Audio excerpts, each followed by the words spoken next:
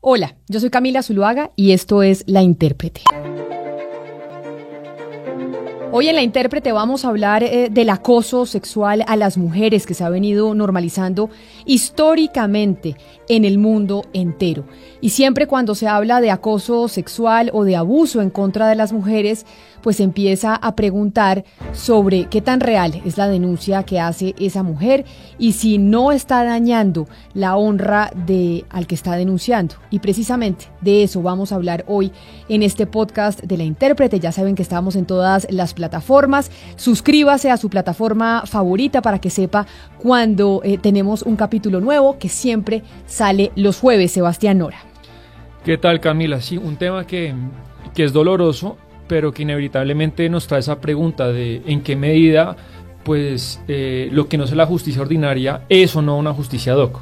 Y es que, Sebastián, ese esfuerzo y la idea de darle a las mujeres un lugar en nuestra sociedad que ha sido históricamente negado es probablemente lo más importante que ha pasado en el siglo XXI.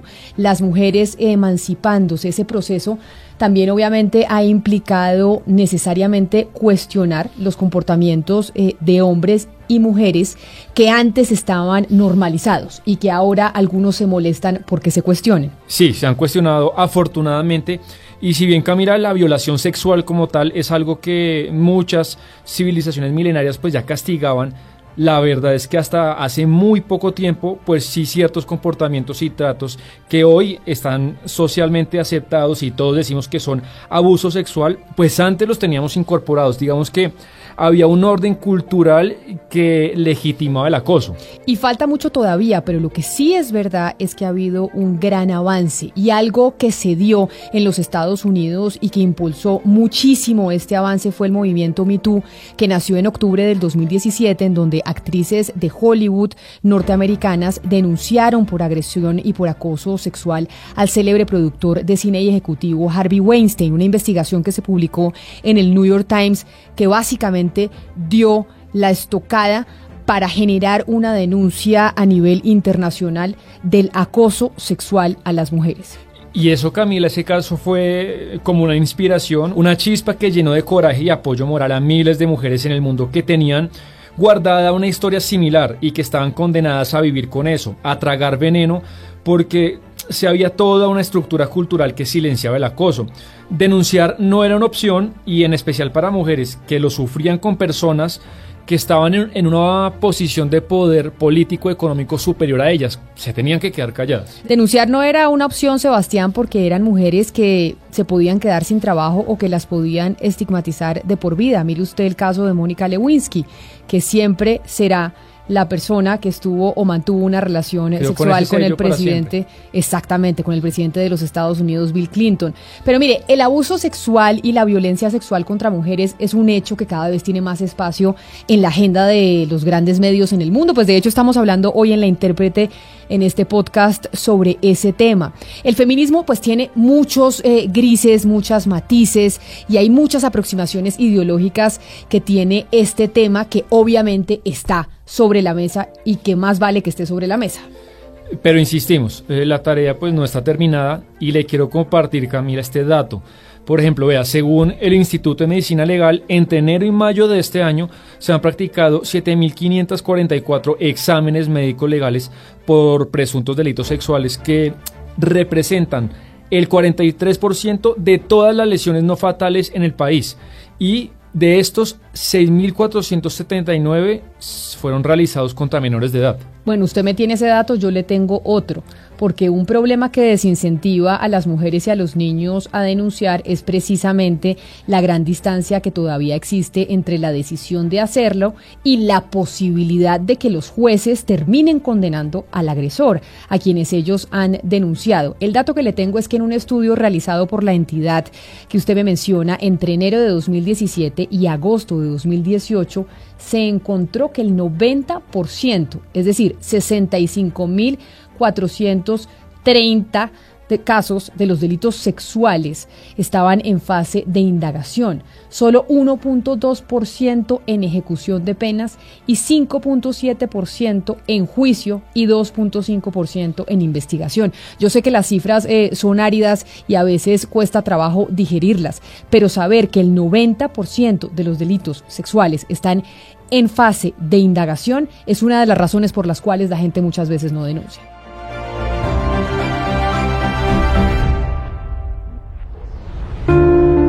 Un caso, Camila, que muestra todos los obstáculos culturales y legales que hay para que las personas denuncien, es el caso que conocimos en marzo de este año en la Escuela Normal Superior de Bucaramanga, un colegio público y que es mixto, en el que alumnas y madres de familia pues fueron víctimas de acoso. Pero precisamente sobre ese caso, que es uno de los tantos casos que se presentan en el mundo, escuche a los involucrados. Según las denuncias de las niñas, habrían sido 10 profesores los que estaban encargados o estaban detrás de ese abuso y ese acoso sexual. Oiga usted a Rafael Picón, que es expersonero de Bucaramanga, que le contó a Blue Radio en Mañanas Blue cuando Colombia está al aire cómo se destapó el caso de las niñas agredidas sexualmente en Bucaramanga y acosadas sexualmente.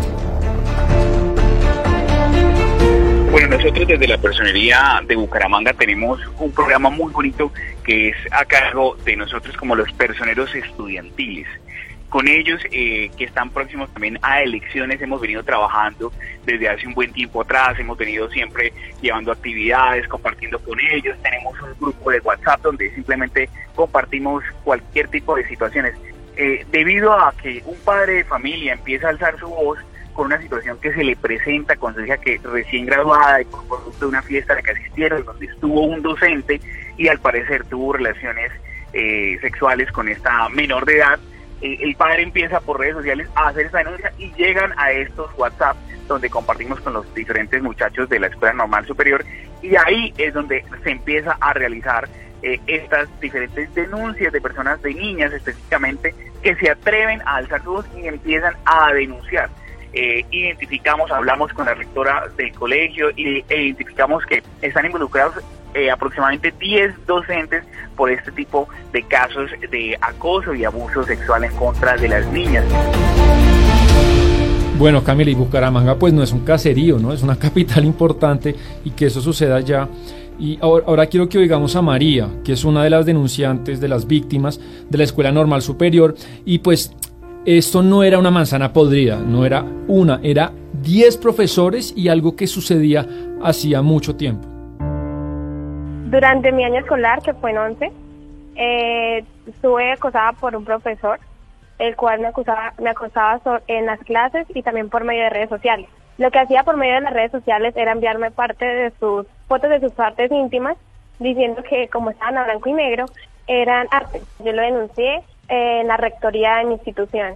Ella ha llevado todo el proceso, pero necesitaba más evidencias. Entonces lo que yo hice fue pues tomarle capturas a esas conversaciones y enviárselas a rectoría. Él es uno de los profesores que en este momento tiene la fiscalía del caso. Sí, claro, sí se llevó y allá la tienen en el archivo, pero no han hecho nada, pues con lo que yo he hablado con la rectora. No me han dicho nada, o sea, él sigue allá en la institución dando clase como si nada. Y hace poco me enteré que él volvió a morbosear a una niña. Y algo parecido le ocurrió a María Bojanini Daza, que es una joven barranquillera que a sus 22 años decidió de manera muy valiente contar su historia de acoso sexual por parte de un profesor que iba a su casa. Ella lo hizo en marzo del 2019 en Blue Radio también, y contó cómo sufrió por cuenta del acoso del que fue víctima por parte de un profesor que daba clases particulares y que era recomendado por su colegio, el Marymount en Barranquilla. Yo estoy en un colegio muy conocido de Barranquilla, el Marymount, y pues hoy vengo a denunciar caso de abuso sexual con un profesor cuando tenía 12 años. Ahora mismo acabo de cumplir 22. Pues precisamente como mencionabas, era muy difícil en este entorno de Barranquilla decir nada. Pues como te mencioné, yo era muy pequeña, tenía 12 años, no entendí mucho de lo que pasó cuando sucedió.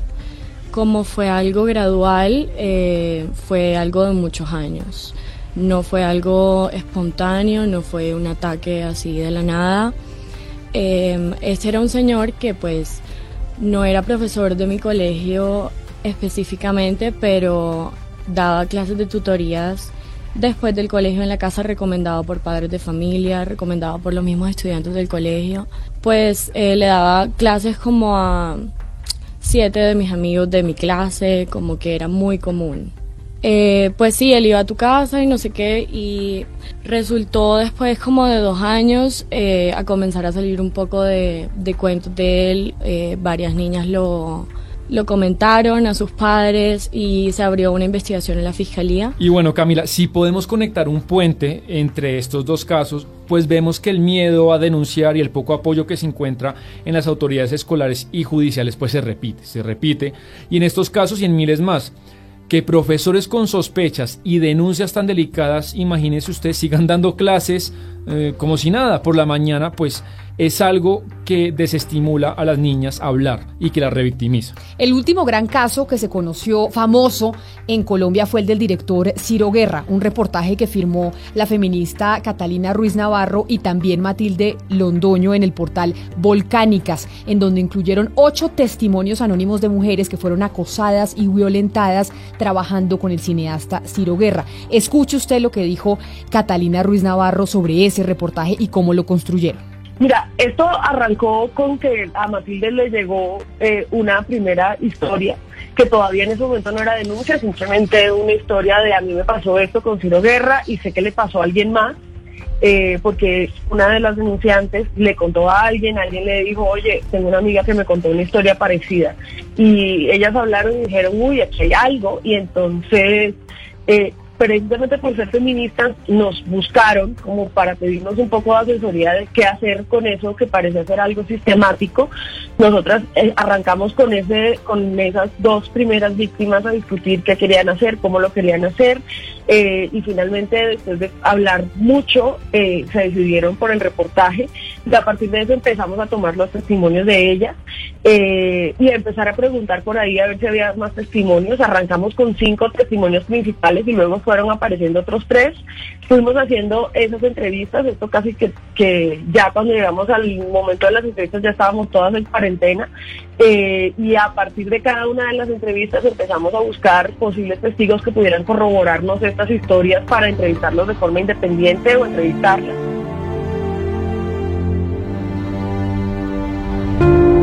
Y Camila, oyendo a Catalina, al tener las puertas de la justicia pues prácticamente cerradas, hemos visto que la discusión sobre la culpabilidad o no de un presunto acosador pues se va a las redes sociales. Esto ha provocado un rechazo en algunas personas que se niegan a admitir que las redes se conviertan en una suerte de justicia ad hoc. De alguna manera eso que usted menciona, Sebastián, es el principio de un sector del feminismo, y es que siempre hay que creerle a las víctimas, siempre hay que creerle a las mujeres, y hay quienes critican también ese principio de ese sector del feminismo porque dice eso va en contra de la presunción de inocencia, que también es un derecho constitucional, que se presuma que usted es inocente, no siempre que lo acusen significa que usted es 100% culpable. También el ser humano que es acusado tiene derecho a que se presuma su inocencia, pero ahí es donde también se pregunta uno qué mujer se inventaría algo así. Sí, la verdad es una discusión muy difícil y con muchas aristas. Una de las voces, Camila, que en Colombia de manera para mí muy interesante ha reflexionado sobre esto, la escritora que también es feminista, Carolina Sanín. Hace poco la invitaron al programa de María Jimena Duzán llamado Semana en Vivo, y habló sobre cómo Catalina Ruiz hizo este reportaje y de cierta manera lo cuestionó.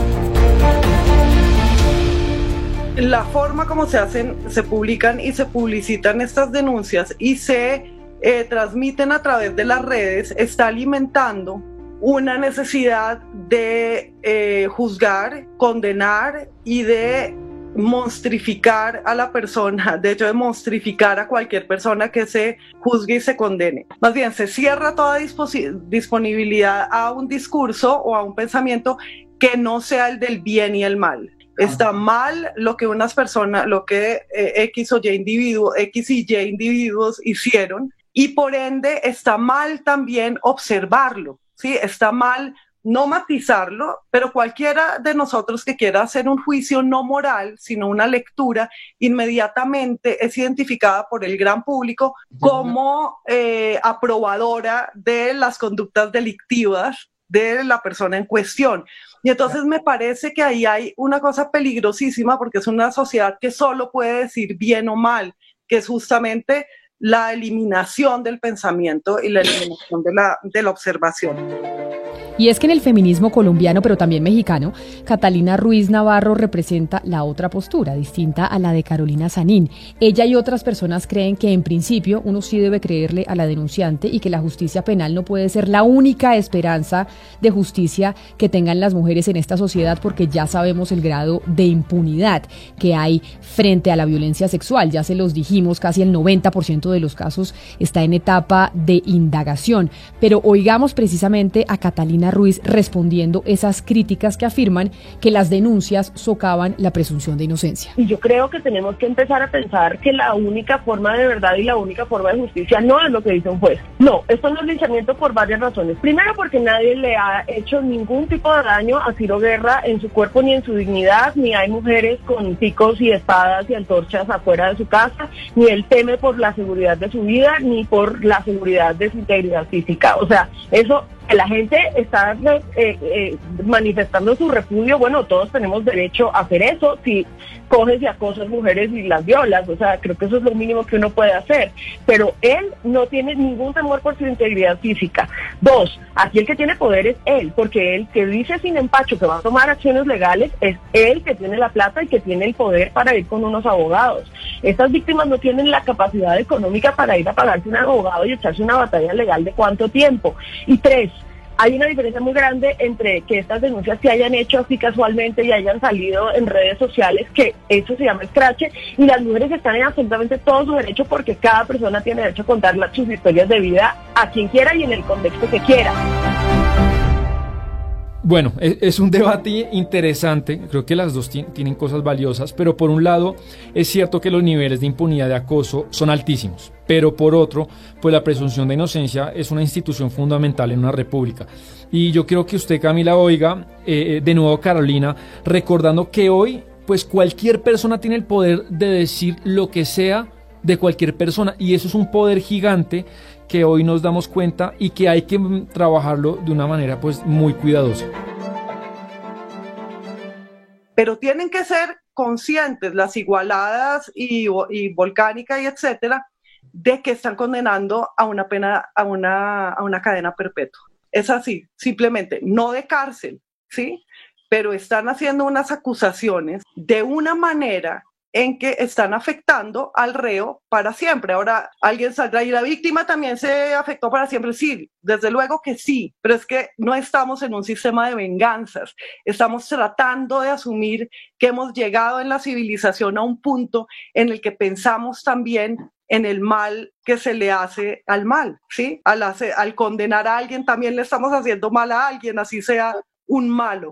Y entonces tienen que asumir eso. Eso frente al debate de las feministas, Sebastián, como escuchábamos a Carolina Sanín y a Catalina Ruiz Navarro sobre la presunción de inocencia. Pero lo cierto es que en Colombia hay algo mucho más grave, y es lo que dice la doctora Patricia Tobón. Y me gustaría cerrar el podcast de La Intérprete hoy con esta declaración de la doctora Tobón de la Comisión de la Verdad, en donde habla de cómo el abuso sexual y el acoso sexual es un tema generalizado en el territorio nacional. No solo, lamentablemente, por parte de militares a niñas indígenas, que ha sido un escándalo que hemos visto y revivido en las últimas semanas en Colombia, sino que esto pasa en todas partes en el territorio nacional. ¿Por qué? Por el machismo y porque los hombres creen que tienen el derecho de abusar del cuerpo de las mujeres. Yo sí creo que aquí hay un asunto cultural de fondo, que las instituciones encarnan hombres y mujeres colombianas que tienen unas prácticas hacia los pueblos indígenas que naturalizan la violencia y exacerban violencias hacia los pueblos indígenas, y que la práctica de la violencia sexual es una práctica cotidiana y común en la sociedad colombiana, que hombres que tienen estas prácticas también están en las instituciones, están en las familias, y esto es algo que en una institución como la fuerza pública, cuando tiene que ejercer control en unos territorios, pues existan este tipo de prácticas. Yo no podría en este momento asegurar que es una orden dada desde una entidad de la fuerza pública con unos directivos y en una circular. Sin embargo, sí, algo que es una práctica sistemática que se evidencia es que existe por parte de miembros de la fuerza pública. Y precisamente esa declaración de la señora Tobón de la Comisión de la Verdad es que nos muestra la gravedad del problema con diferentes aristas, Sebastián. Claro que hay un debate dentro del feminismo, Sebastián, porque los movimientos no tienen una única mirada. Son múltiples y hay discusiones dentro de los mismos movimientos, pero lo cierto es que más allá de cuál sea la óptica desde la cual se analice lo que está pasando con el movimiento de denunciar los acosos, lo cierto es que hay que hacerlo porque el tema es muy grave.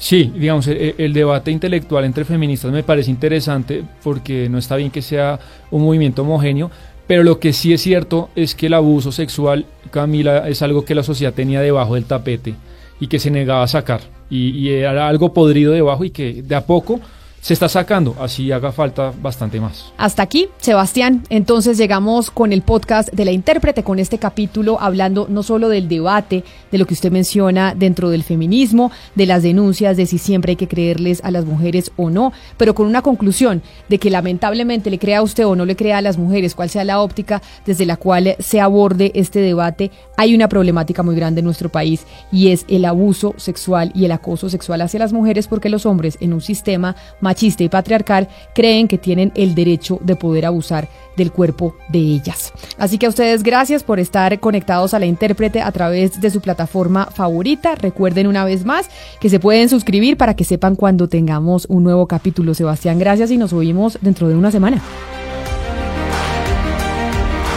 La Intérprete hoy se hizo posible gracias a los textos de Sebastián Nora, a la corrección de estilo de Diana